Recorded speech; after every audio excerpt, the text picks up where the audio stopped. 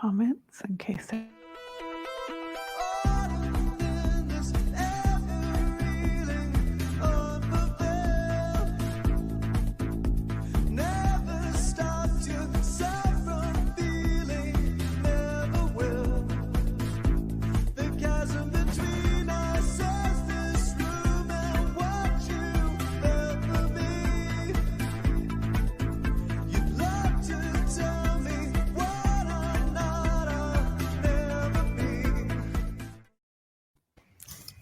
Hi there. Happy Monday. Bonnie Violet here with Splintered Grace, and this is my co-host. Hey, it's Tina Frank from sunny Arizona. Happy Monday to you guys. I am in the middle of some crazy moving stuff around at my house. And I just wanted to share with you and you also, Bonnie, that some fun memories that I found. So I'm excited. So do these look familiar to you? Let me see if I can get them in front of my camera because I am so not good at this. Yes, those are karaoke CDs. They are karaoke CDs. Oh my gosh. So I've been cleaning out my office and, you know, we have boxes of random stuff. And I found a ton of these. I got like a stack this tall. You can see this tall. Oh, wow. And look at this one that I found in particular. Is that Spice Girls, of course. I was going to say. I remember. I'm going to share this, and I hope it doesn't embarrass you. But when we all lived in Avondale in that house with the pool in the middle, that U-shaped house, we talked about that a little bit a few episodes before. I don't know where I was coming home from, probably work, but I remember coming in. You can refresh my memory if I don't get it exactly right. And I see Charlie's logged on as well. So Charlie, you can add some comments if you want to. It was, if I remember correctly, I came home and it was dark. And you had met me at the door, and I'm trying to turn on the lights. And you said, "Don't turn on the lights. We have a surprise for you." And lo and behold, I had an Spice Girls concert in my main front room.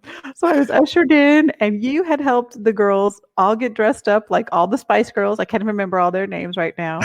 And you guys gave me a Spice Girls concert. Do you remember that? I do remember like the karaoke. Yeah. It's all coming back now. Charlie is saying it's one of her favorite childhood memories. Yeah, one of my favorites too. It just made me laugh this weekend. Yeah, no, we had so much fun with that karaoke machine. Oh my gosh, we did. And I don't have it anymore, but I've got all these CDs. I want to hang, I don't know why, but I might hold them just a little longer. I'm hoping one of the kids still has one around. But I think, just so you know, and you know, you were their manager at the time. I think as their manager, you should bring the act back together for an encore show. Right? That would be great. I think it would be cool for us to have like a little concert, do it virtual, I guess, if we need to. Yeah, that would be fun. Should I let them know that your people will be reaching out to their people? Oh, right. Yes. Yeah, definitely tell them to get their agents ready so we can work something out. We can put all that together. Because it's funny, they may have to take on different personalities. Last time you had it all worked out right. Sporty Spice, Baby Spice. Yeah. Who are they? Posh. I don't know them all. Posh. Yeah. Oh, I love that. I remember to become one. That's like the song that jumps out as far as the one that I used to sing. Let me see. We had, I'm trying to read it with Spice Girls, Up Your Life, To Become One. That's it. Yep. Do It, Saturday Night Diva, Viva Forever. I think you guys did like 4 or 5 of these on there. It was so fun. Anyway, I wish we would have had a video camera then, because that would have been good blackmail material as the girls got older. Oh, right. Charlie said that she was sporty. Oh, she was sporty. I couldn't remember if it was Charlie or Saber who was sporty, because I think Andrea was Posh Spice. I think Chantel was Baby Spice. And who was the other Spice Girl? I don't remember the 4th one. There would be Ginger. Right? Ginger Spice. Yes. Ginger Spice. Yeah. So maybe that was Saber. Ginger Spice. That could be Saber. Anyway. Fun memory. When I found all these CDs, they spilled out of an old box I had that I was moving around. So made me laugh and think of everybody. We had so much fun. I had so much fun with your girls growing up. And you too. It was such a good time. Yeah, we were all growing up together, weren't we? Oh, totally. It feels like a lifetime ago. It does. It does. I mean, but I'm hoping as we're remembering all these, that we'll have brand new memories that'll continue to flow just as amazing. Definitely. Yeah. Once this, I guess we're making memories now too, but once things open up a little bit and we can travel, I'm eager to go see everyone in Arizona. We can't wait. I'm going to hang on to these CDs. We're going to find us a karaoke machine. An opportunity. Yeah. Well, I mean, the last time I went down there, we went karaokeing too. We actually went to a bar now that we're all old enough to go to bars. Yeah. But yeah. And Grandma even got to go. I know. I have some pictures, so I'll put some up on our Facebook feed and whatnot. Not all of them turned out great because it was dark in there. And oh, by the way, I looked like horrible, so there will be no pictures of me. No pictures of you. No pictures of me. Just pictures. Just pictures of you, and I got a good one of Chantel and me, so I may have to cut myself out. Don't cut yourself out. Anyway, so fun times. It's funny because karaoke is either loved by people or hated by people. And for our family, it's just created a whole bunch of fun opportunities at home and out and about. So, yeah, no, I love it. My favorite thing to do is to go. My favorite is like dive bars. I don't like it. Yeah. Like, I want to hear somebody who has is tone deaf, or I don't know what the right term is, but they cannot sing, but they fucking do it. I think that's amazing because I can kind of sort of sing, but not quite. And so it's if I'm not think I can sound good, then I get in my head and it's no fun. But yeah, I'm the tone deaf one, but Sabra is rock star status. Oh yeah, so Sabra is so pretty. The last time we went out, do you remember we put our group together, all of us tone deaf, Sabra. Woo! Because we wanted everyone to know that she was part of our group. Right. Yeah, she's with us. yeah. So anyway, just thought that'd be fun to share a fun memory from before. And I'm so grateful that we can share these memories again. It's one thing to have them in my heart by myself or share with the girls, but now that you come back into the fold and we're all together, sharing these memories again together, it's just amazing. So I appreciate that. Yeah, fantastic. Yeah, because it's we have been talking a lot about kind of the not so maybe great memories of our relationship, and so yeah, it's a really great thing. I remember getting my tongue pierced when I lived in that house too. You did, and I remember being horrified. One, they for people who don't know, if you ever decide to get your tongue pierced. They put this clamp down on your tongue and kind of clamp it down, and then they push the needle through. Sorry, maybe we should have warned people. We were going to talk about piercings, but then they push it through, and your mouth automatically drops a lot of drool, and so, but they didn't tell me that, and they didn't put a bucket or something to catch it, and so when they did, I thought a ton of blood just gooshed out on my lap, and luckily it was just slobber or whatever. But I remember getting home, I was not there. Right? I remember getting home and looking in the mirror and sticking out my tongue and just being mortified because it looked horrible. But that's because my tongue was so swollen, But yeah, that was things we do. Some fun times. The things we do. Yeah, and one of the things we were going to talk about today, because we've been talking about kind of our journey to getting to the table. And so I guess today we're going to talk a little bit about sitting at the table. And I think, you in particular, bringing this story to the table can just kind of remind us of when we did connect or where we do connect. So we can focus on that rather than maybe some of the things that we've let separate us from each other. Yeah, I think that's important. And I think as we move forward, no matter what's happened and in our relationship, that moment we decide to come back to the table, if we can start there, remember all the good times you had together, remember all those funny moments, remember all that, whatever it is, goofiness, whatever it might be. And in the middle of that, just embracing that person or yourself even for who you were in that moment, because neither one of us were perfect in that moment. And we were both, that was just before that moment in our life where we were getting ready to go our separate ways and we had no idea. We had no clue. I mean, we were so tight. I never would have guessed that, our Yeah. lives would have went the way that they went. Yeah, me either. And the fact that I feel like we've come full circle now. We can come back. We can both embrace those memories as two different people, still sharing that same moment, but having the freedom to be the amazing people that we've become on our own right, even though some of that was outside of relationship with one another. Right. And I'm hoping that as we move forward and continue to sit together, that we'll have opportunities to share individual memories that will just bring life to one another as well.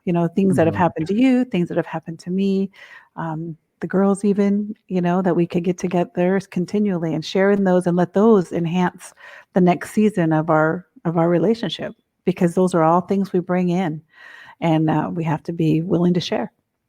Yeah, indeed. I'm like, what else do we talk about being at the table? One of the things that came up too, though, is I think at some point, like we talked about it last week a lot, but just this idea of that, like, we're not just going to go to the table once, that our intention is to be able, hopefully, to be invited again. Yeah. And so we don't necessarily have to, do it all at once. Right. But I do think that a big part of our ability to sit at the table, or once we were at the table, our ability, because to me, I feel like, well, that table moment was in your car. For me, like, I felt like that, well, that's not, I think I've thought of that moment as like the table, but the reality of it was there was a lot of tables before that we, Right. So to speak, sat at, that kind of led up to that space in which we both could be really vulnerable. Like I had to voice my wrong, I guess, and my misunderstanding, in a way that was scary, and it potentially hurt. It was probably even hard for you to hear. But it was something that I really, needed to say for myself, but then I think it was also helpful for you to hear my perspective, I guess, and your acknowledgement that my thinking, my experience was like valid, and was like, in some ways, you kind of like, you allowed me to, like, you didn't try to change that experience for me, I know we went quiet. Well, I just wanted to make sure you were finished speaking. For me, I always wondered what happened, because I think we both thought we did something wrong. And I'm thinking, what did I do wrong? And then I every time I'd come back to it, I'm like, I can't think of anything I did wrong. And then as I started to change in my own right, based on the life I was living myself, those interactions that we had when we get together as a family, those were all brief encounters at a table where we can just pass each other and say hello, be cordial to one another, whatever. I remember when my dad died, and we were all gathered together there for his memorial service at him and my mom's home. And I think you and I, we had a little bit more of a opportunity to speak. We still didn't connect, but you had gone with some folks out and about. I had stayed at my mom's house. There was some tension in that whole experience for the family as a whole, as there sometimes can be, unfortunately. And I felt like the two of I tried to both be the mediators or peacemakers, if you want to say, in that. And I felt that for me, that was it was something that jarred something. The Bible says that deep recognizes deep. And I think sometimes when we separate, or we choose to separate for whatever reason, that inner portion is still there. And it gets covered up by all this of life and all these things that we embark in, or we choose to believe, or whatever. And then sometimes when you have those interactions, that deep will recognize that deep. And we have a bloodline connection because we're family. And so there's a depth there. And then when if we both had an encounter with Jesus, that depth gets even more and more.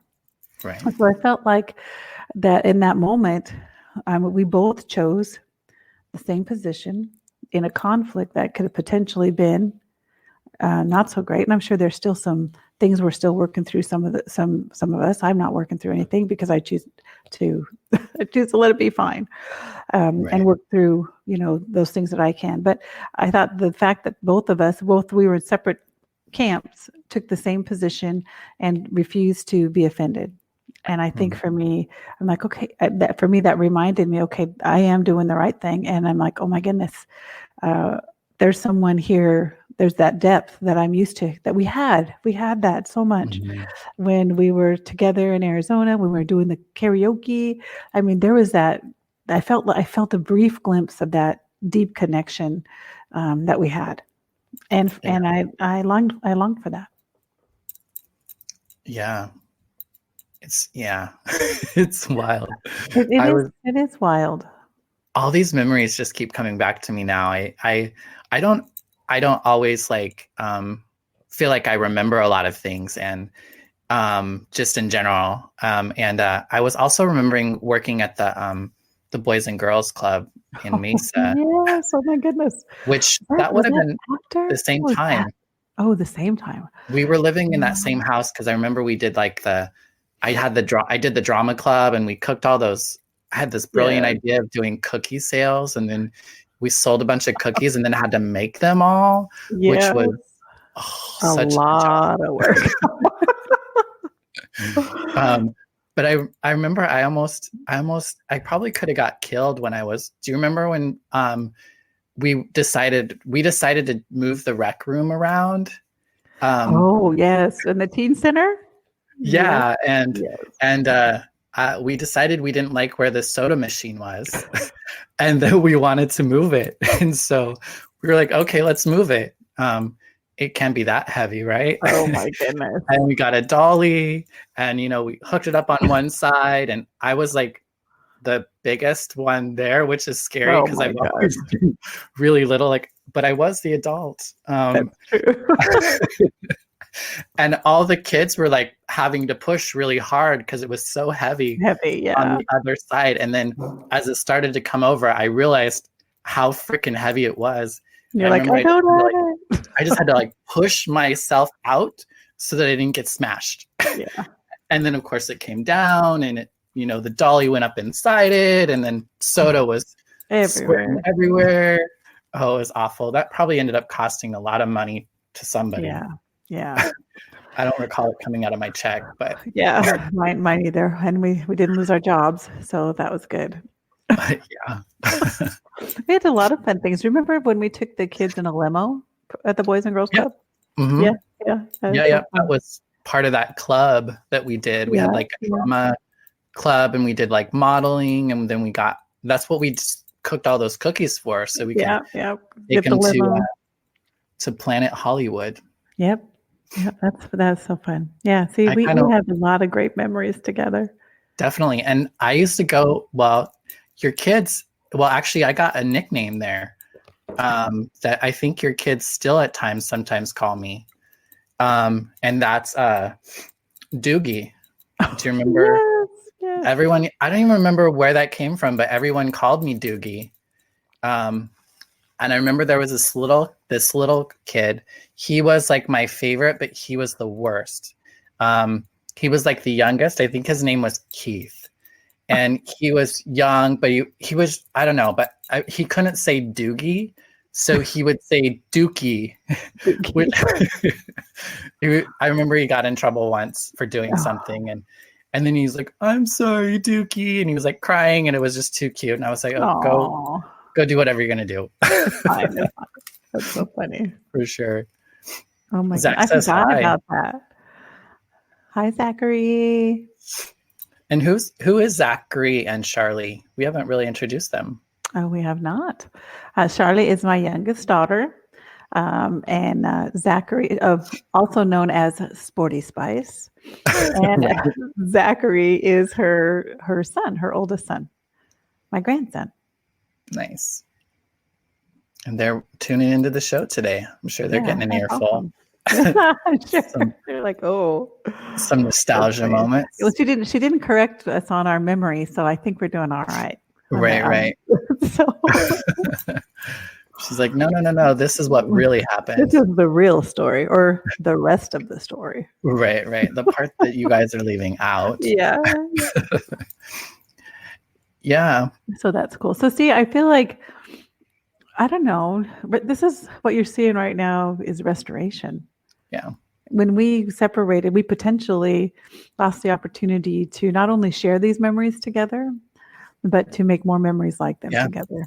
And Yeah. I'm so grateful that we can sit across the table at one another and laugh. I mean, these are wonderful memories, Mhm. memories that have shaped our lives, given us a platform to move forward in, um, helped us to be better people. Not always maybe the right choices that we've made, but gave us experiences that we can We move were young. forward. Yeah, yeah. We And were we're young. reminded that we were young. I need that sometimes. Right. We were we were younger. Not that we're Younger. much older. Yeah. Yeah. Yeah, that's funny. That's funny. So yeah, so Well, I had forgotten all about that over at the Boys and Girls Club. So mm, thanks for sharing that memory with me. well, and I think that's what made it also really hard, like I think for me to to have such a to feel so close to you and feel so blessed to be a part of you and your family's life. And part of it too was I was coming of age, but I think, that was the loss. I felt that loss. Yeah. Um, and I think whether I had the capacity, I don't think I had the capacity at that time um, to really hold that or to really acknowledge that that was what was up, you know? Mm. For me, I mean, I got into drugs not long after that. And the drugs were to kind of, help me um, avoid the pain Yeah. of, loss. I'm really Yeah. sorry you had to experience all of that.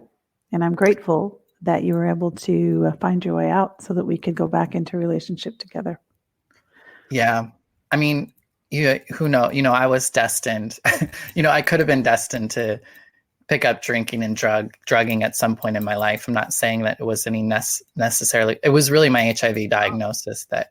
I know. And I know you're not trying to pull and say, I get that. No worries. No worries Yeah. on any of that. I'm just sad you had to walk through that because it's not easy.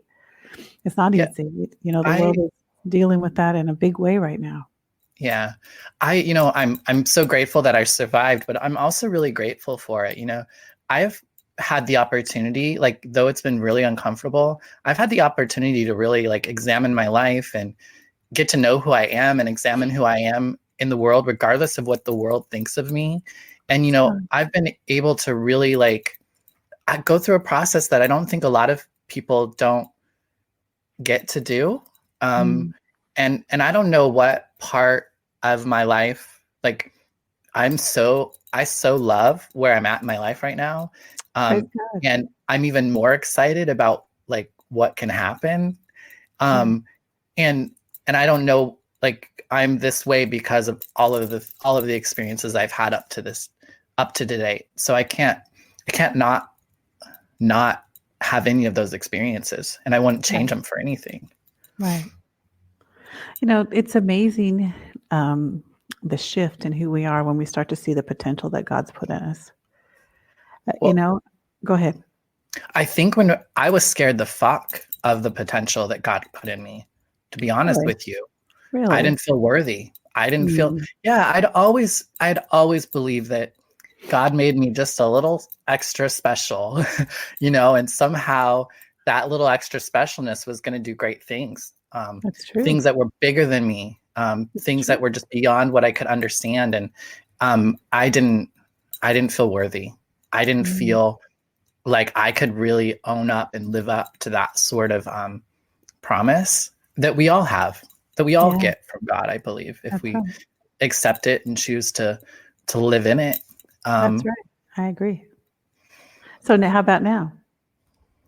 Now, I'm getting a little bit better about stepping into, Awesome. who I know, I think there was, I just let the world tell me who I was for a while. Yeah.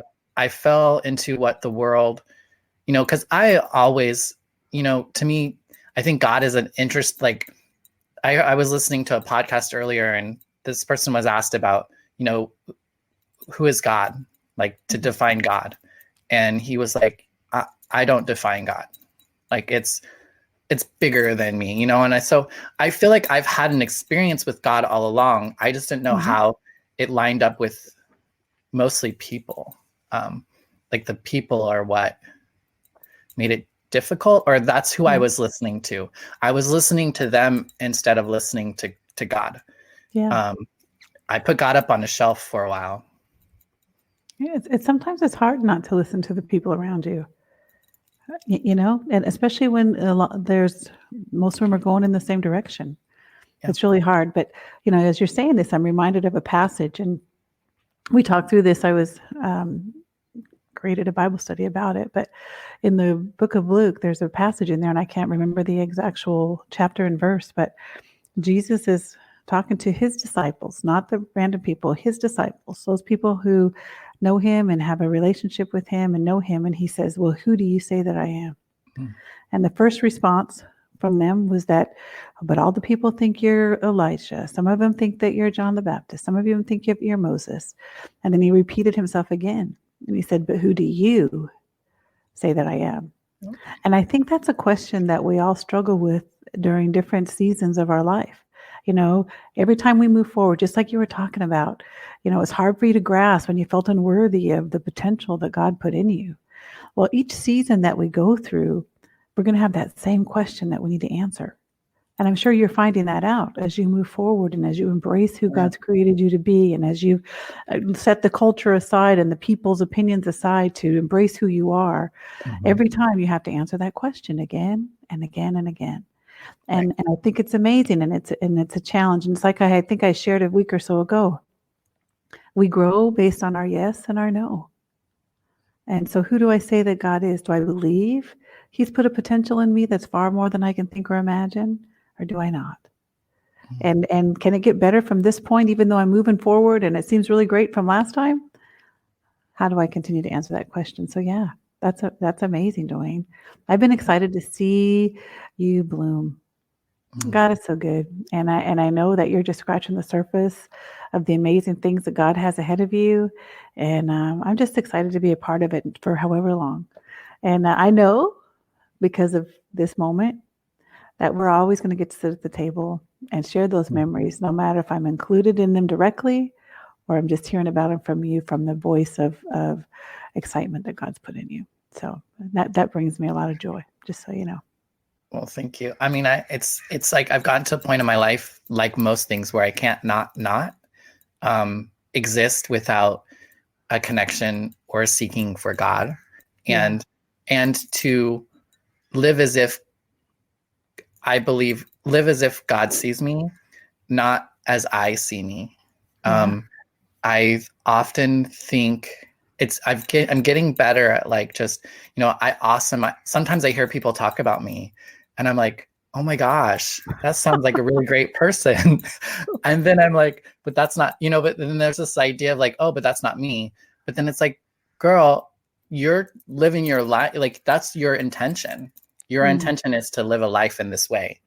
So they're telling you that you're doing it, right? Like you're achieving it. Now there's plenty of things that I can work on, but that's what I tend to do and that's some of the things that I've been love being in relationship with you too, is that, I can get really stuck on what I need to fix, what's not working right, what could be done better, whatever, and not really, and forgetting about all the other things that are great and rad and amazing. Like I don't really take some time to savor what the work, what the stuff, I've done a lot of work to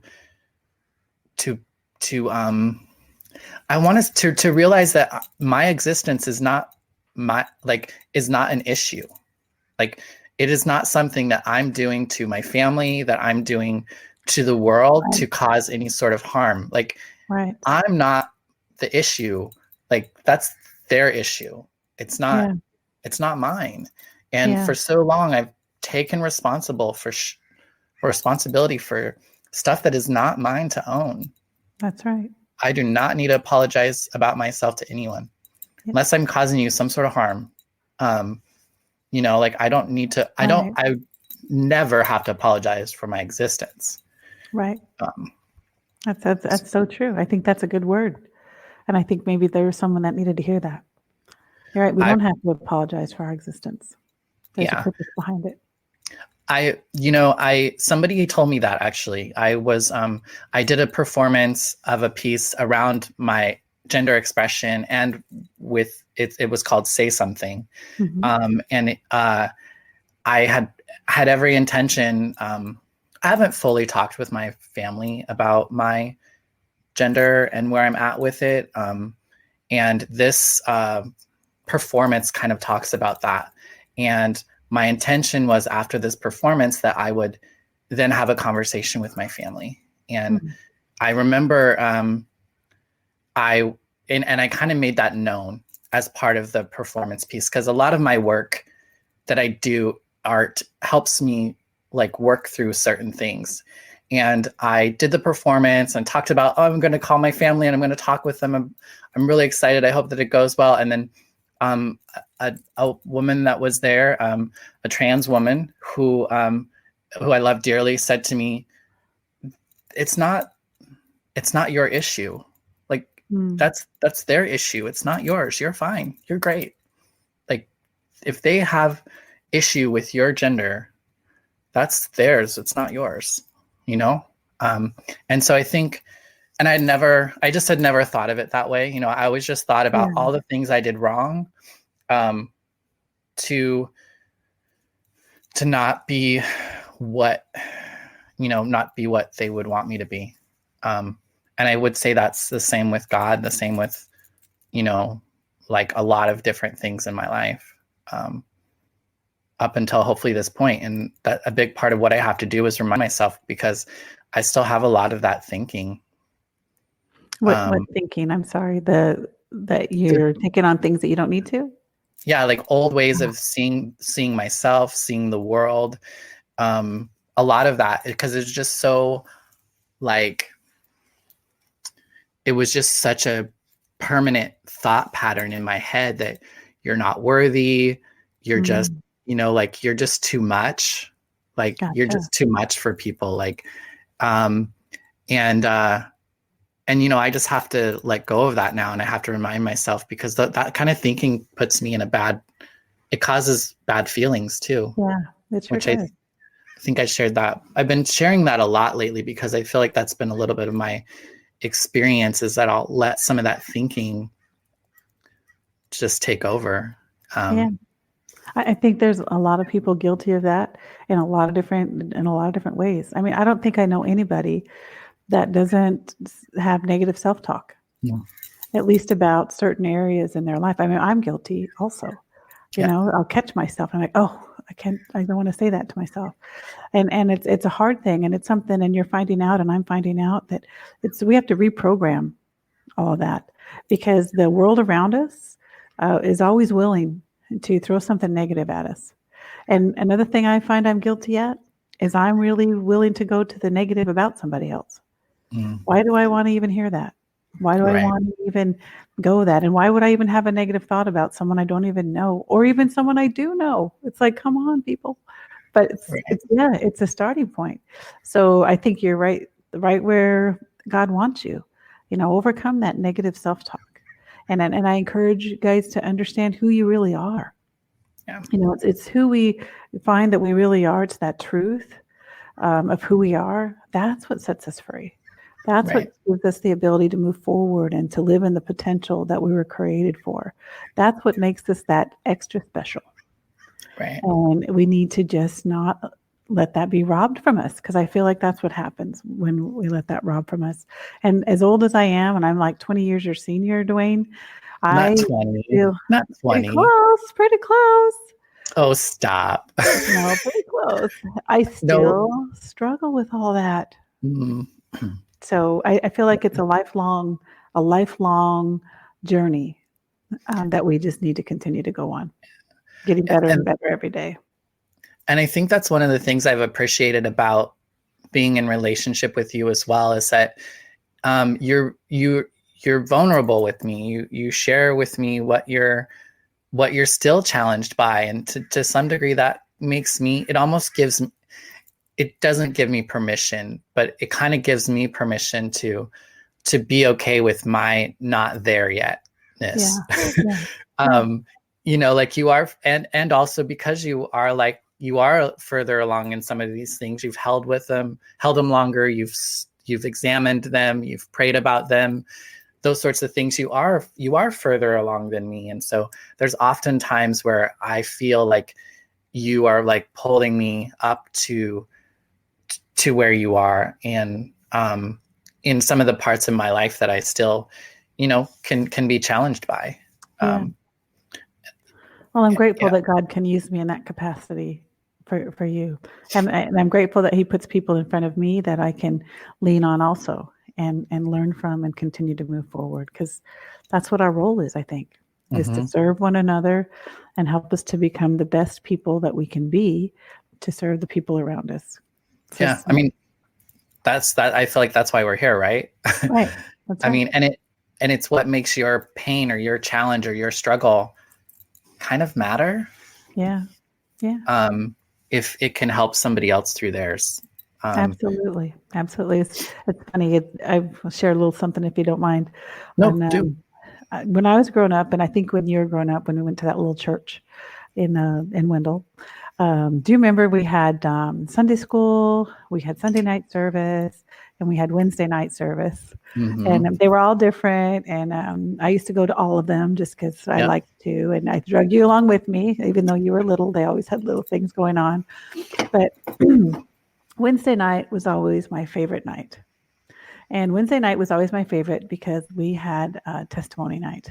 And I love that because not just the pastor that we heard every week was talking, but people inside the congregation could share testimony. I think I shared this maybe once before.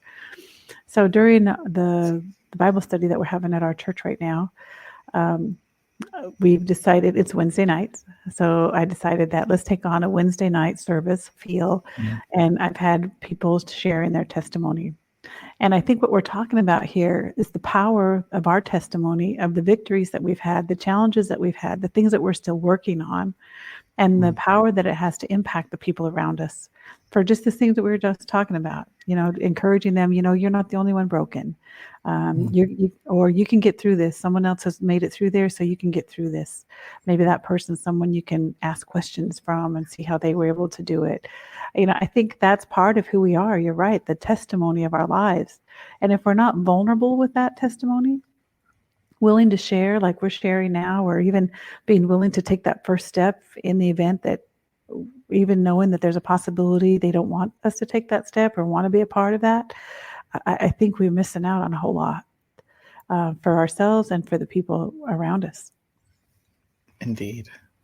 So I'm excited to see what happens next. Right. Well, and it's so interesting how something can be like a full circle moment for you. Like that's something that you're aware of, and that means something to you that you're doing it on Wednesday night. There's this element that reminds you of whatever. And it's helpful to other people too, right? Yeah. And they don't even necessarily need, like, that doesn't necessarily mean anything to them, maybe, they might not even be aware of it. But it's still, but that's what I mean. It's like, it's still something that you experienced years ago, decades, can I say, ago. Yeah, for sure. And because of that experience, it's helping you in your now. It's helping you move forward. Exactly. And I feel like that's what I'm trying to do in my life, is like, how can I not hold on to these things that are keeping me back, but how can I use these experiences, these situations in a way in which can actually propel me, as well as, help bring other people along with me. Because I feel like that's a big part of spirituality for me, is bringing people along. Absolutely. We're all like traveling together, so to speak. And I think we need to look out for each other. It's not about me just getting to heaven. That's It's right. not about me just getting to, because I don't think heaven is heaven with just me in it. True. So it's like whoever, whatever people's concept is of heaven or whatever, it's just like, it's not, it's nothing if you're not there. Yeah. I always had that like question of like, how can people go to hell that I love, is Yeah. one question, right? Yeah. But Yeah. even like, if I was in an afterlife and then or if I was in heaven, but there were people in my life who mattered to me that weren't there, how could I be happy? Like, how could I be Yeah. okay? In order for that to be reality, I would have to forget them, right? I would either have to forget about them, or I will have to see it differently than what I was seeing it at that point in time in my life. Yeah. It's true. And so how are you doing on that journey? Have, Well, yeah. Yeah, I know. I know. Sorry. Quick question. Quick question. But yeah, no. you're right. Eternity is I believe is going to be amazing. And I think you're right. Even the Bible says that we're called to go out and to preach the gospel. We're not intended to be alone in eternity. Mm-hmm. We're intended to take as many people. I remember thinking, if I want to be that person that on my way to heaven, I've got someone any chance saying, okay, are you coming with me or do you want me to let go? And it's like, I want my life to be an example of what eternity might look like. And, my faith, I believe, that Jesus desires us to live a life of a servant and to serve the people around us, just the way he exemplified. And I feel like that's kind of what we're talking about here. And our testimony is certainly a big part of that. The vulnerability that comes from sharing your testimony, not knowing how people are going to receive it. It can be intimidating and scary, but it can also be empowering. And what I've seen with some of these women, because some of these women have known Jesus for a long time, I've had a positive experience. Some people just barely. And to hear someone else say, because I don't know, we've talked about this maybe a little bit before, but people always kind of have a preconceived idea of who you are.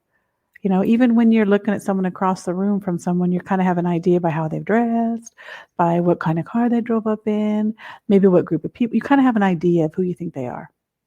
But when they become vulnerable and share something about their life, that changes that perspective of who they are to you, and can also sometimes change your perspective of how you interact with them. And I think that's where we're talking about that growth comes from. You and I, we talked to one another. We had a whole history of things that we walked away from, but coming back together, we had those moments of preconceived ideas as to who we thought one another was based on the things that we're doing, how we were presenting ourselves. We had those basic conversations in the beginning, and it's been baby steps. Okay, this was okay. We both, this was good and comfortable. Okay, all right, this one was fine too. And we went a little deeper this time to a point now where we can share. And I think you're right. If we don't continue to walk in vulnerability and sharing our testimony to the people around us based on what we know in this platform and in our day-to-day lives, then I think we're doing a misservice. Yeah. And I think a lot of, even outside of Christianity, there are a lot of different belief systems and processes that have that kind of same mentality. Like, I don't get enlightenment until you get enlightenment. Even a world term, I'm not liberated until we're all liberated. I'm not free until you're free, kind of thinking. But I don't know if you noticed, I started like smiling a little bit when you were talking just for a minute, because and I keep moving around. Sorry, folks that are watching, but my legs keep falling asleep. so I'm like having to move around a little bit. But I was reminded when you said servant that, do you remember maybe the significance of that word in our history? Oh, I don't. I'm sorry. You got to refresh my memory. Well, do you remember when I was 18 and I created like a t-shirt business? I do remember you created. And it was called Servant. Oh, I didn't remember that it was called Servant. Oh, yeah.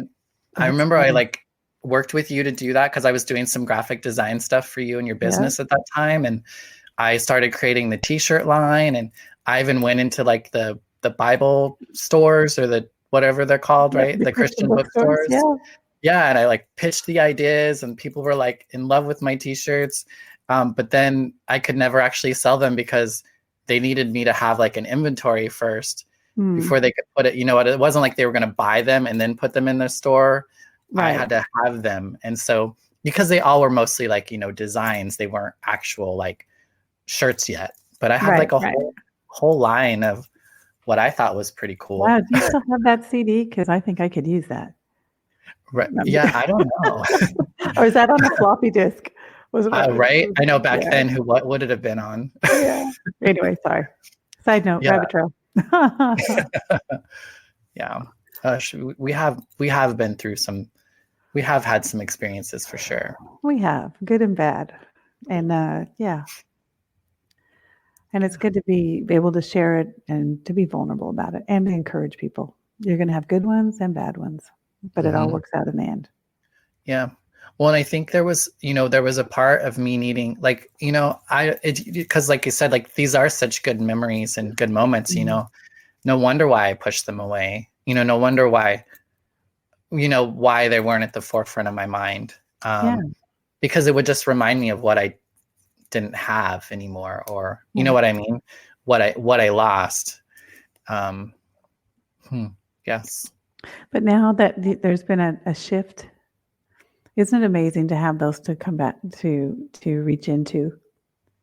I mean, I feel like if we allow, I don't know what culture, the enemy, whatever, to rob us from that, that's when we get out in no man's land and we feel alone and we feel empty and we feel lost. And we turn to things that maybe aren't going to be edifying to us or to the people around us that we want to serve. And man, I'm grateful that restoration comes with all this. With all this, because we could have walked away from this forever.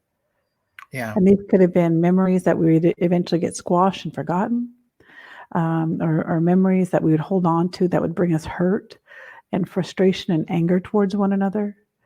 And so we have to remember the power in all this and the ability to choose how it affects who we are.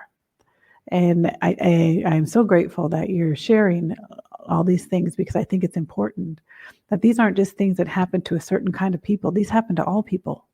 Okay.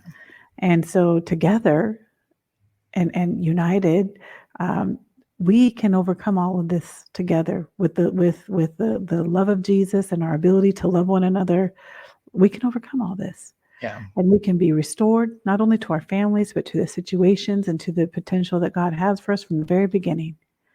And it starts here with the conversation at the table and being willing to prepare yourself to come, be willing to choose not to be denied or offended, and to continue to come back as long as you're invited. Right. Well, yeah. You know, and just more about this idea of like, no one actually, I think, can really get theirs without, I mean, the only way that you can quote unquote get yours, and maybe other people not, is for you to not see the humanity in other people. Like, I don't think it's possible for you to be fully conscious, aware, awakened, whatever. Okay. And not see the humanity in others. I agree. You know, and there's something wrong with us as a society, as a group of people, as a world that can allow for us to treat people without the same dignity, you know, like without the same, like, I don't know. I just feel like there's so much separation in the world. There's so many people, so many haves and have-nots, and so just so much that kind of separates us from a way that totally strips us of our humanity, which is, you know, that's what makes us gods, you know, is our humanity, I think, you know. I don't know. That's what makes us not God, right? Yeah, it's our humanity. That's right. That's what makes us not God. Yeah. And I feel like that's what, you know, I think that's what everyone's trying to do a little bit more of, is as we grow, as time passes, is become more aware of where we don't see other people as we see ourselves, I guess. Yeah, or even just as God sees us. I mean, That's even bigger. well, yeah. I mean, if we think about it, I get offended easy sometimes, and sometimes when I've gotten offended, I'll realize someone will come around, or it'll come back around, and I'll realize the circumstance was totally different than I thought, and I chose to be offended because I didn't pursue any deeper than that. And when I come offended, it allows there to be a gap in an opportunity for us to connect in some level, or to be able to serve one another, and to be seen. So if we allow that to happen, and those gaps to be created, sorry, my chair is weird, then we're also missing out. We have to walk in the fullness of love, and be able to be seen, and see other people the way God sees people. God sees people complete, unblemished, not perfect, but unblemished. So if I can just walk in a certain level of grace, and that's why we've called this podcast Splintered Grace.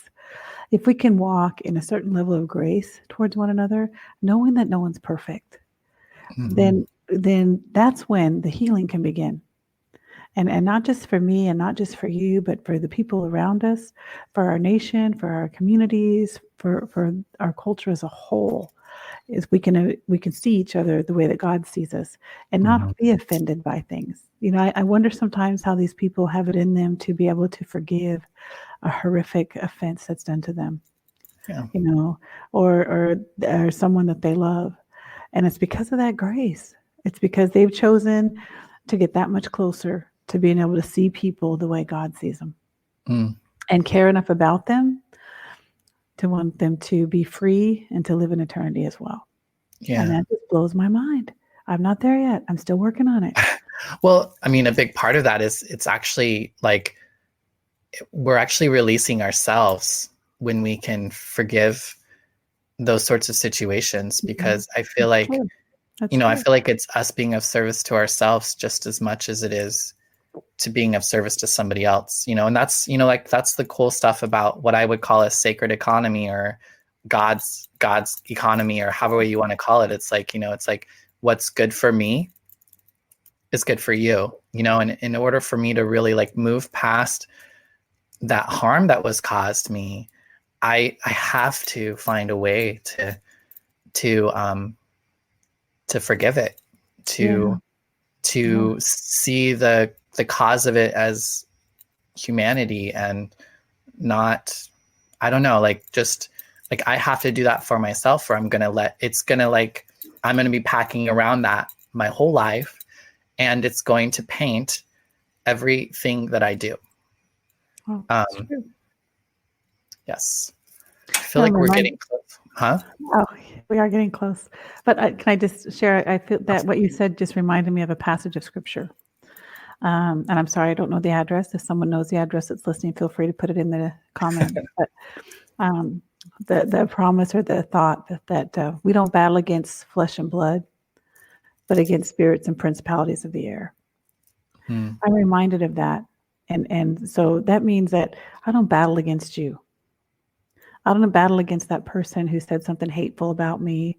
I don't battle against that person who has done some horrific thing to someone I love.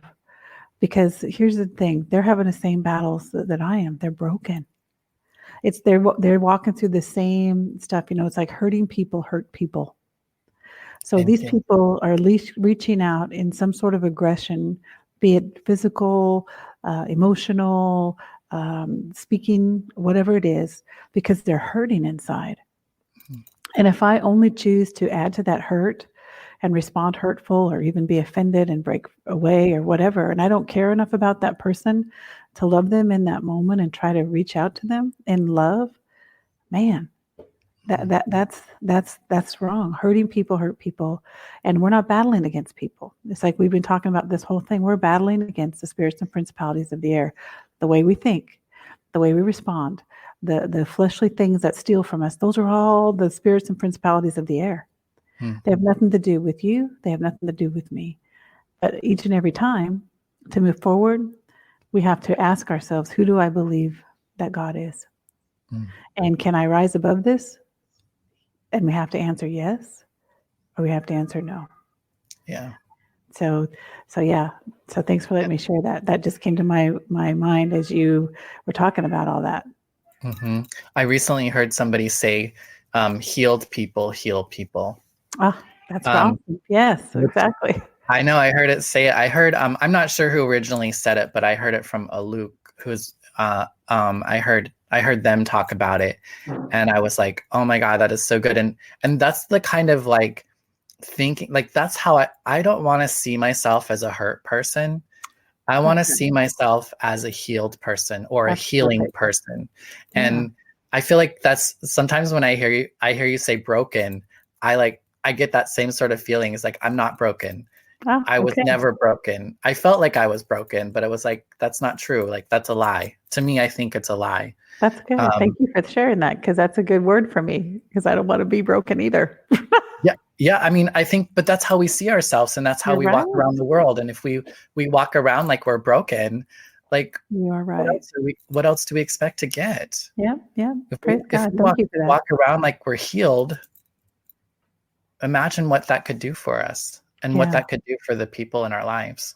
Yeah, that's good. It's just, it's crazy how we learn these things that are not helpful. Like, it just seems so easy to learn too. And all those other things that are so good for us don't seem to be as easily to grab hold of sometimes. Yeah. There's a line in this movie that I absolutely love that I watched last night, and it's from the movie The Normal Heart. And it says, men do not naturally not love.